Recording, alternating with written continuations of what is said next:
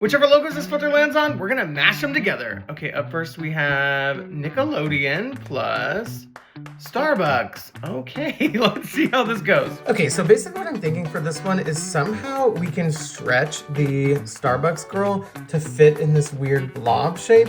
And then I kind of want to go over it with my pen tool in Procreate to really give it this kind of loose blobby effect. And then we can change the whole name to Starlodian, maybe making that in green and the girl in orange. So the first thing I want to do is just worry about stretching this and making it look almost like that initial Nickelodeon shape. So I've got my shape down, and I'm gonna use that as a reference to start bringing in all the different orange pieces into this, and then eventually getting it in that kind of more free-form style. Okay, I love how that looks. Now time to bring it into Photoshop. Okay, here it is. Now I want to make the word Nickelodeon be green as well as that outline. Then we're gonna erase the word Nick, replace it with star, and here's the final result. Honestly, I love how this one turned out. I didn't know if the little gooey, drippy Starbucks lady would work out, but I think it actually turned out really cool. Let me know what you think about this one in the comments. Whichever two logos this filter lands on, we're gonna mash them together. Okay, up first we have Pringles plus Hello Kitty. Okay, let's go. Okay, basically what I'm thinking is we do the style from the Hello Kitty logo, but put it onto the Pringles man's head. So we do this thick outline. Definitely gotta add the bow and the whiskers and the nose in there. And then I guess we'll just make it say Hello Pringles. Maybe the hello will go up here somewhere.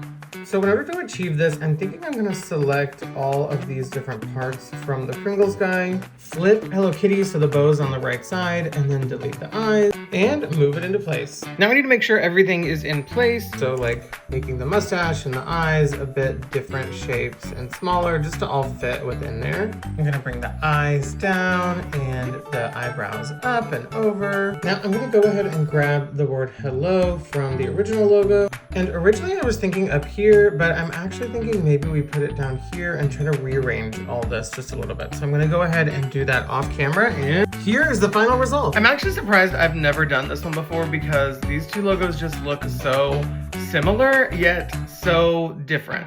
I love, love, love how this turned out, and I think it's something pretty silly but also works really well together. Let me know what you think about it in the comments. Whichever two logos this filter lands on, we're gonna mash them together. Okay, up first we have Twitter plus Adidas. Okay, so weirdly, these have kind of similar shapes with it getting bigger over here and then tapering down to a small almost tail down here. So what I'm thinking we do is we take the Twitter bird's head and put it on top of the Adidas logo right here. Similar things, put the wing right there and the tail right there. And then we're gonna have to figure out how to resize all that and what color we want it to be. I'm thinking maybe we make the whole thing blue, but also it could be good to combine it and make like blue, black, blue. So we'll see. So first step is gonna be to put the Twitter bird's head over top of Adidas and then cut out the part that we don't need. So I got that lined up and I went ahead and made the Adidas part blue, and I'm gonna do the same thing with lining up the wings here. And I've got the back part lined up, so I'm just gonna delete this and turn that blue as well. I am liking how that's looking, but I do think I'm gonna go ahead and make this middle bar black. So I'm gonna go ahead and do that. And here is the final result. Honestly, this one is definitely one of the more simple ones, but I do think that the shapes from both of these logos really worked perfectly together when I was mashing it up. Not too sold on the black bar in the middle, but I don't know. Let me know what you think about it in the comments. Whichever two logos this filter lands on, we're gonna mash them together. Okay, up first we have 7-Eleven plus Lego. Okay, so basically what I'm thinking for this one is we call it 7-A-Lego. We make the 7-Eleven logo kind of look in the style of the Lego logo. So that means putting in this kind of black border to the green part right here, putting a black border around everything else, and then making the 11 part be in this Lego colors and font. So the first step is going to be isolating each of the different parts so that I can add a stroke to each of them. And separately, we need to make this say a Lego. So I'm gonna grab the E and duplicate it. And then we need to recreate these strokes by adding to the one that we just created. Last step is gonna be to bring a Lego into there, and here's the final result. Honestly, this one turned out exactly how I pictured it in my head. It's basically just a little bit more playful than the original 7-Eleven logo in that Lego style, but I'm really happy with this one. Let me know what you think about it in the comments. I hate the IHOP logo. Let's redesign it. Okay, let's just get out the way why I don't like this. I just hate that creepy smile. Something about the blue and the red and then the white empty space is giving clown. I also really don't love the font. It is very similar to the Dunkin' Donuts font, and I think the blue is just kind of blah. So we're gonna bump up the brightness of the blue, pick out a different font, and then my idea is to make the O be a top-down view of a pancakes, and then to bring back in the elements of the blue, we're gonna put blueberries on it. So after browsing Adobe Font for a while, I did end up finding this one I really like called RL Akfa. So I'm just gonna type out IHOP in that font, and I'm gonna bump up the blue and make it a little more brighter. Now I'm gonna fill in the O and change the color to a goldeny brown.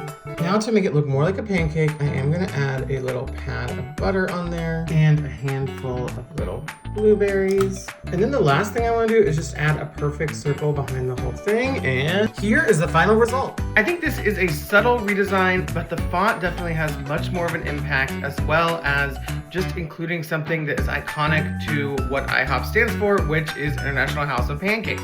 I'm happy to see the creepy smile go. I'm glad that we brought in elements from what the restaurant serves. Let me know what you think about this one in the comments. I hate the Culvers logo. Let's redesign it. All right, let's talk about reasons why I don't like it and what I want to change. First of all, I do think it's kind of hard to read. It is giving something that was made like a long time ago and they just never refreshed it, which when I Googled it, that's exactly the case. It's basically been exactly the same since 1984, minus taking away this little oval. So what I'm thinking is we just need to get a more refreshed font and maybe change the color a little bit to be more vibrant. I do kind of want to bring in back this oval element, and then instead of the comma, I'm thinking we make it a cherry, like they put a cherry on top of their sundaes. Okay, after browsing Adobe fonts, I think I want to go with this one called Gelato Luxe, and I'm going to type out Culvers.